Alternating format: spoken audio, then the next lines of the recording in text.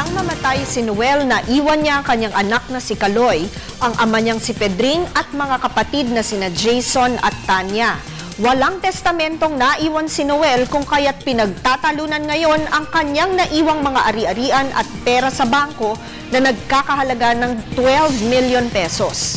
Ayon sa kapatid ni Noel na si Jason, dapat daw ay hati-hati silang lahat sa mga ni Noel in equal parts. Tama daw ba ang payo niyang ito?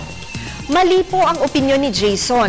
Tanging si Kaloy lamang po ang may karapatan sa kabuuang 12 million pesos na ari-arian ni Noel. Lahat ng ibang taong naiwan ni Noel, kagaya ng ama niyang si Pedring, mga kapatid na si Jason at Tanya, ay excluded sa pagmamana dahil may anak si Noel.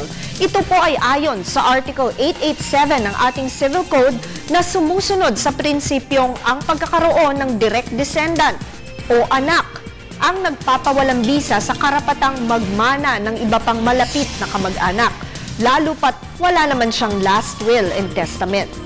Tandaan lamang na ang aming kasagutan ay base sa mga facts o katanungan na inyong ibinibigay sa amin.